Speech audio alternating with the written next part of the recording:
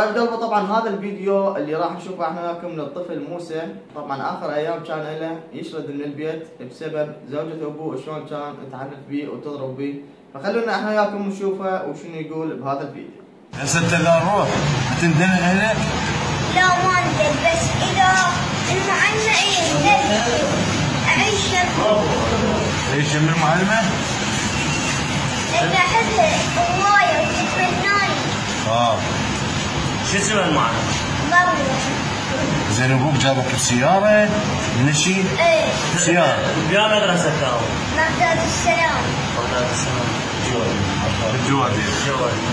هاي اللي ابويا يروح بالدكتور وانا اروح لها مشي واحد. ابوك هنا خلاك؟ لا عافي هناك بس ما عرفنا نجي. لا عافيك وقال لك بعدها تجي؟ اي وعافي وما شفت نجي. كان ياخذه للسوق او لاي مكان ويذبه ويعوفه ويقول له بعد لا تجي، يعني ابوه ايضا يتحمل، مو بس زوجة الابو، ايضا ابوه يتحمل مسؤولية اكبر بعد من زوجته.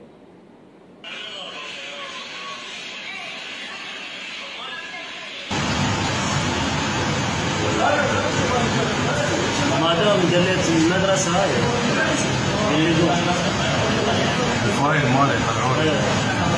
مدرسة السلام. انا سيدي حبيبي الشارع مع الخطيب رئيس التبرير يضرب بوجهه كان في المطعم. هذا الطفل معنف، اخوه جاي مضروب مشاور في المنطقه وعايش وراي. يا رسول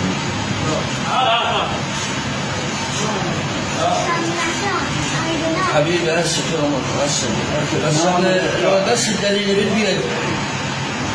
لو الدليل بالبيت عمو. حبيبي انت مو تنزل بيت المعلمة؟ انت مو تنزل بيت المعلمة؟ ها؟ دلينا على بيت ابوك على مود نروح هسه كلها. يقول لهم هسه من عشان اريد انام.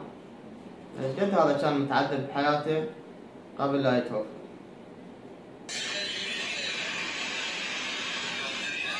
انت شو اسمك؟ موسى وابوك؟ موسى ولا عبد الحسين.